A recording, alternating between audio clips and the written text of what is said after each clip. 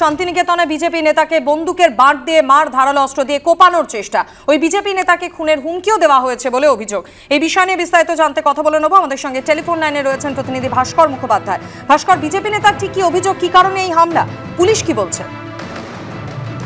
দেখো, শুক্রবার ঘটনাটি ঘটে শান্তিনিকেতনের প্রান্তিকের একটি বেসরকারি হাসপাতালের সামনে।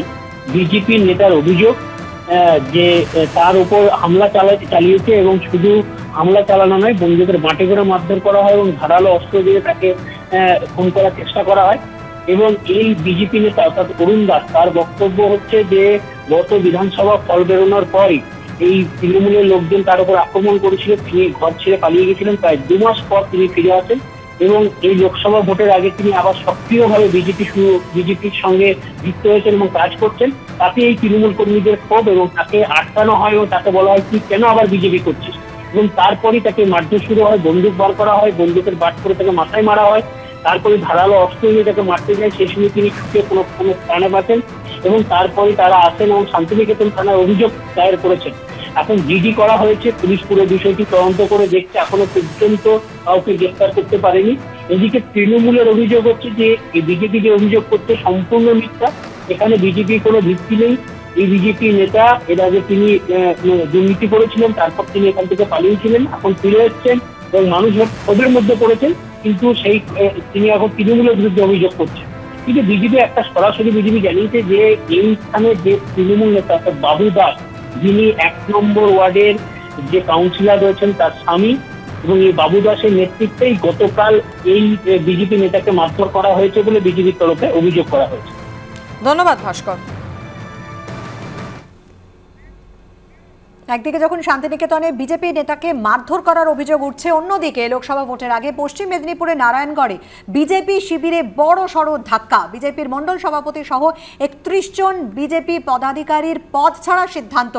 দলীয় প্যাডে পদত্যাগপত্র পাঠিয়ে দেওয়া হয়েছে দলের রাজ্য সভাপতি সুকান্ত মজুমদারকে। বেলদায় বিজেপির দলীয় কার্যালয়ের সামনে বিজেপি নেতাদের বিক্ষোভ, বিজেপি জেলা সভাপতির বিরুদ্ধে বিক্ষোভ পদাধিকারীদের। সুকান্ত মজুমদার জিন্দাবাদ।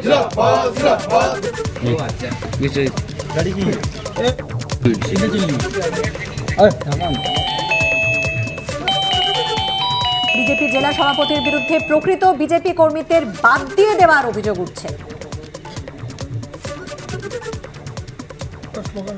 পশ্চিম মেদিনীপুরের নারায়ণগড়ে বিজেপি শিবিরে বড়সড় ধাক্কা। বিজেপির মণ্ডল সভাপতি সহ 31 জন বিজেপির পদাধিকারীর পদ ছাড়ার সিদ্ধান্ত। দলীয় প্যাডে পদত্যাগপত্র পাঠিয়ে দেওয়া হয়েছে দলের রাজ্য সভাপতি সুকান্ত মজুমদারকে। কি কারণে তারা পদ ছাড়লেন? বেলদায় বিজেপির দলীয় কার্যালয়ের সামনে বিজেপি নেতারা বিক্ষোভ দেখান এবং বিজেপির জেলা সভাপতির বিরুদ্ধে তাদের বিক্ষোভ। কথা বলবো আমাদের প্রতিনিধি অমিত জানার সঙ্গে। অমিত, জানতে চাইবো যে কেন তারা এই সিদ্ধান্ত নিলেন? জেলা সভাপতির বিরুদ্ধেই তাদের বিক্ষোভ, তাদের ক্ষোভ। একেবারে বৃষ্টি, তোমাকে বলে রাখি, জেলা সভাপতির বিরুদ্ধেই ক্ষোভ উগড়ে দিয়েছেন। গতকাল পশ্চিম মেদিনীপুরের নারায়ণগড়ের 3 নম্বর বিজেপির যে মন্ডল রয়েছে, সেই মন্ডলের প্রাক্তন সভাপতি সহ 3 জন বিজেপির পদাধিকারী, 31 জন টোটাল পদাধিকারী, তারা দলীয় যে পদ তারা কিন্তু ছাড়ার কথা জানিয়ে তারা কিন্তু সুকান্ত মজুমদারকে একটি চিঠি করেছেন এবং হোয়াটসঅ্যাপেও জানিয়েছেন।